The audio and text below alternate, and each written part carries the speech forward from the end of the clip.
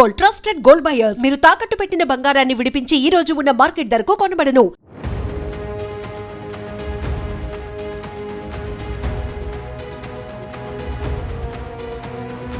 వీటిని ఊరికి యాంగర్కి తగిలిచ్చి ఊరేసుకుందని చెప్పారు సార్. కింద కాళ్ళు ఆయనండి. సెమిస్టర్లో 4 సబ్జెక్టులు ఫెయిల్ కావడంతో తీవ్ర మనస్తాపానికి గురైనటువంటి ఒక బీటెక్ విద్యార్థిని 19 ఇయర్స్ పరుచూరి ప్రగతి హాస్టల్లోనే సూసైడ్ చేసుకుని చనిపోయింది. ఇప్పుడు ఆమె మృతి తీవ్ర కలకలం రేపుతోంది. తూర్పుగోదావరి జిల్లా రాజనగరంలో విషాదకరమైన ఘటన అని చెప్పొచ్చు. ఈ అమ్మాయి నెల్లూరు జిల్లా గుడ్లూరు ప్రాంతానికి చెందినటువంటి అమ్మాయి ఇక్కడ రాజానగరంలో గైట్ కాలేజ్లో బీటెక్ చదువుతోంది. ఇంజనీరింగ్ ఫస్ట్ ఇయర్ చదువుతున్నటువంటి ప్రగతి మొన్న జరిగిన సెమిస్టర్లో 5 సబ్జెక్ట్స్ గాను 4 కూడా ఫెయిల్ కావడంతో ఆమె ఒక డిప్రెషన్లోనికి వెళ్ళిపోయింది. ఒక తీవ్రమైనటువంటి మనస్తాపానికి గురై నేను సూసైడ్ చేసుకుంటున్నాను అంటూ ఆమె ఒక సూసైడ్ నోట్ కూడా రాసిపెట్టింది. ఆ సూసైడ్ నోట్లో విషయాలు కూడా చూస్తే ఒక్కసారిగా బంధువులంతా తల్లిదండ్రులు కూడా కన్నీరు పెడుతున్నారు. నాన్న నన్ను క్షమించండి, ఏం చేస్తున్నానో ఏం రాస్తున్నానో కూడా నాకు అర్థం కావటం లేదు, తీవ్రంగా మానసిక క్షోభ అనుభవిస్తున్నాను, చాలా ఒత్తిడిగా ఉంది, నలిగిపోతున్నాను, ఏం చెప్పాలో కూడా చెప్పలేనటువంటి పరిస్థితి, కానీ లెటర్ రాస్తున్నాను. ఇప్పటివరకు నన్ను చాలా బాగా చూసుకున్నందుకు థ్యాంక్ యూ సో మచ్. అమ్మ నాకు ఏ కష్టం వచ్చినా అమ్మకి చెప్పుకునేదాన్ని, కానీ ఇప్పుడు నాకు వచ్చిన కష్టానికి నేను అనుభవిస్తున్నటువంటి బాధకి నేను అమ్మతో కూడా చెప్పుకోలేకపోతున్నాను. అలాగే అక్క నువ్వు మంచి జాబ్ చేసి సెటిల్ అవ్వాలి, నేను అనుకున్న గోల్ నువ్వు రీచ్ అవ్వాలి అంటూ అక్కతో కూడా ఒక మాట మాట్లాడినటువంటి లైన్ కూడా కనపడుతోంది. ఆ నాన్ననైతే ఒకవైపు బాగా చూసుకున్నందుకు థ్యాంక్స్ చెప్తూనే ఆ నాన్న బాధ్యతను అమ్మకు అప్పచెప్పింది. అమ్మ నువ్వు జాగ్రత్త, అలాగే నాన్నను కూడా జాగ్రత్తగా చూసుకో అంటూ కూడా ఆ సూసైడ్ నోట్లో ఉంది. అయితే ఈ అమ్మాయి హాస్టల్లో ఏదైతే క్యాంపస్లో బట్టలు ఆరేయటానికి వేసే హ్యాంగర్ ఉంటుంది కదా, ఆ హ్యాంగర్కి చున్నీతో మెడకు చుట్టుకొని ఆమె ఆత్మహత్య చేసుకుంది. అయితే తను రాసినట్టు మొన్న సెమిస్టర్స్ 4 సబ్జెక్టులు కూడా ఫెయిల్ కావడం వల్లే మనస్తాపానికి గురై సూసైడ్ చేసుకుందా ప్రగతి, లేకపోతే మేనేజ్మెంట్ నుంచి ఏమైనా ఒత్తిళ్లు ఉన్నాయా? ఈ కోణంలో కూడా పోలీసులు అయితే దర్యాప్తు కొనసాగిస్తున్నారు. అయితే ప్రగతి మృతితో తోటి స్నేహితులంతా తీవ్ర దిగ్భ్రాంతి వ్యక్తం చేస్తున్నారు. ఒక్కసారిగా వారంతా కూడా శోకసంద్రంలో మునిగిపోయారు. క్యాంపస్ అంతా కూడా ఒక భయానక వాతావరణంలోకి వెళ్ళిపోయిందని చెప్పొచ్చు, విషాదంగా మారింది అని చెప్పొచ్చు. ఎందుకంటే ఎన్నో డ్రీమ్స్తో జాయిన్ అయినటువంటి ఒక అమ్మాయి సెమిస్టర్లో ఫెయిల్ అవ్వడంతో దాన్ని పెద్ద స్ట్రెస్గా తీసుకొని చనిపోవటం ఆ తల్లిదండ్రులకు తీవ్ర కడుపు శోకాన్ని మిగిల్చి వెళ్ళింది అంటూ కూడా బంధువులు ఆరోపిస్తూ ఉన్నారు. బంధువులు అయితే ఆవేదన వ్యక్తం చేస్తున్నటువంటి పరిస్థితి కూడా ఉంది. ఈ మధ్య కాలంలో మనం విద్యార్థుల ఆత్మహత్యలు కారణాలు చూస్తే గనుక చదువుని ఒక భారంగా భావిస్తున్నారు. అది కరెక్ట్ కానే కాదు. ఎందుకంటే బీటెక్ వరకు అమ్మాయిని చదివించారంటే కుటుంబ నేపథ్యం కూడా ఆర్థిక పరిస్థితులు కూడా మనం చూడాలి. అంతవరకు అమ్మాయిని ఎంతో ఎఫర్ట్ చేసి చదివించినటువంటి తల్లిదండ్రులకు వీళ్ళు ఆఖరికి ఇస్తుందేంటి? తీవ్రని గుండె వేదన, గుండె రోత అని చెప్పాలి. ఎందుకంటే ఇక్కడే కాదు, చాలా చోట్ల మనం చూస్తున్నాం, చదువుని నేను చదవలేకపోతున్నాను, లేకపోతే ఎగ్జామ్స్లో నేను ఫెయిల్ అయ్యాను, లేకపోతే మొన్న జరిగిన ఎగ్జామ్స్లో ఈ సబ్జెక్ట్ నేను బాగా రాయలేదు, ఖచ్చితంగా నేను ఫెయిల్ అయిపోతే నా తల్లిదండ్రులు నన్ను ఏమైనా అనేస్తారేమో, చుట్టుపక్కల ఉన్నవాళ్ళు నన్ను చులకనగా చూస్తారనే ఉద్దేశంతో ఇమీడియట్గా వాళ్ళు సూసైడ్ వైపు ఆలోచన చేస్తున్నారు. అది కరెక్ట్ కానే కాదు.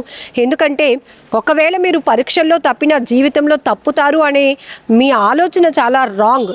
ఎందుకంటే చాలామంది అసలు 10th కూడా పాస్ కాని వాళ్ళు, ఫెయిల్ అయిన వాళ్ళు కూడా ఈరోజు జీవితంలో చాలా సక్సెస్ఫుల్గా వాళ్ళు రన్ అవుతున్నారు, బిజినెస్ రన్ చేసుకుంటున్నారు, ఆర్థికంగా కూడా చాలా బలంగా ఎదిగిన వాళ్ళు ఉన్నారు. అలాంటి వాళ్ళని మీరు ఎందుకు ఇన్స్పిరేషన్గా తీసుకోవటం లేదు?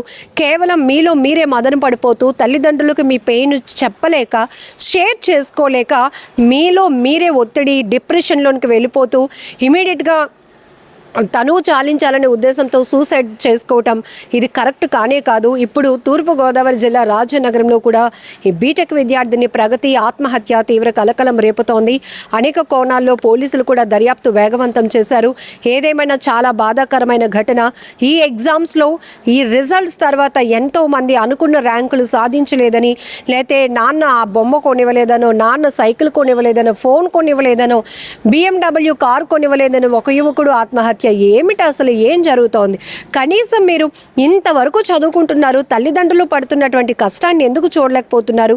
వాళ్ళు మీపై పెట్టుకున్నటువంటి ఆశల గురించి ఎందుకు ఆలోచన చేయలేకపోతున్నారు?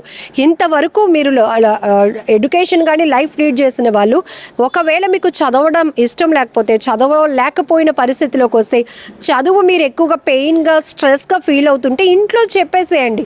చెప్పేసి ఇంకొక ఆల్టర్నేట్గా వాళ్ళ సజెషన్ తీసుకోండి. చదవము అనేంత మాత్రాన తల్లిదండ్రులు ఏం చంపేయరు కదా, ఎందుకు మీరు అలా సూసైడ్ చేసుకొని చనిపోవాలనుకుంటున్నారు? ఇలా ఎన్నో ప్రశ్నలు ఈ చనిపోయినటువంటి విద్యార్థిని సంధించాలనిపిస్తోంది. ఎన్నో క్వశ్చన్స్ వేయాలనిపిస్తోంది. ఆ తల్లిదండ్రుల రోదన, ఆ కన్న తండ్రి, ఆ అక్క ఏడుస్తున్నటువంటి ఆ అమ్మ, ఆ గుండె రోదన వర్ణనాతీతం అని చెప్పాలి.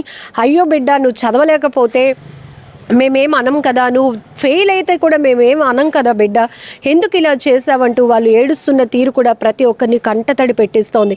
ఏమైనా ఈ మధ్య కాలంలో చిన్న చిన్న విషయాలకి కూడా సూసైడ్ చేసుకోవాలి, చనిపోవాలి అనే ఆలోచన చాలా బాధాకరమైన విషయం. ఇలాంటి ఘటనలపై మీరేమంటారో కూడా కామెంట్లో తెలియపరచండి. శనివారం రోజు సెలవులకు వచ్చి శనివారం రోజు ఇంటికి వచ్చింది. మాది కావల దగ్గర నరసాపురం, గుడ్లూరు మండలం, మాది నెల్లూరు డిస్టిక్.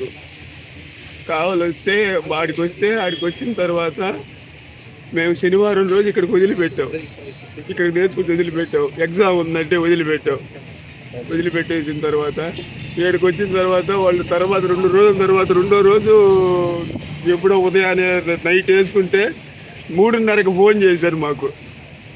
నైట్ వేసుకున్నది నైట్ ఉరి కూడా వేసుకున్నది అనుకోండి. వాళ్ళు చెప్పినట్టు కూడా విన్నామండి.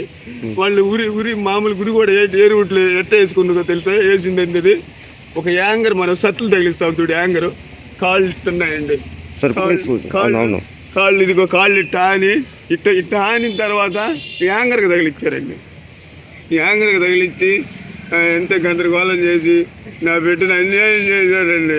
కాలేజీ యాజమాన్యం అంతా వాళ్ళంతా ఒకటయ్యి నన్ను గందరగోళం పట్టి చేసి మమ్మల్ని పరిస్థితులకు శవం తీయొద్దంటే ఒప్పుకోకుండా శవాన్ని తీశారండి రాత్రి. మీకు చివరిసారి ఎప్పుడు మాట్లాడింది అమ్మాయి? మీ అమ్మాయి మీతో ఎప్పుడు మాట్లాడింది చివరిసారి? చివరిసారి మాతో వచ్చేసి అంతకు ముందు రోజు నైట్ మాట్లాడింది. వెళ్ళిన తర్వాత ఎప్పుడు నాన్న మాట్లాడింది? సరేలేండి. తర్వాత నైట్ మాట్లాడింది సార్. అంటే ఎప్పుడు మాట్లాడింది? అంటే చెప్పింది ఏదైనా కాలేజీలో ఇలాగా చెప్పు నాన్న, ఎక్కువ ప్రెజర్ ఎక్కువ పెడుతున్నారని చెప్పారా? ఏం లేదు, మామూలుగా మాట్లాడింది.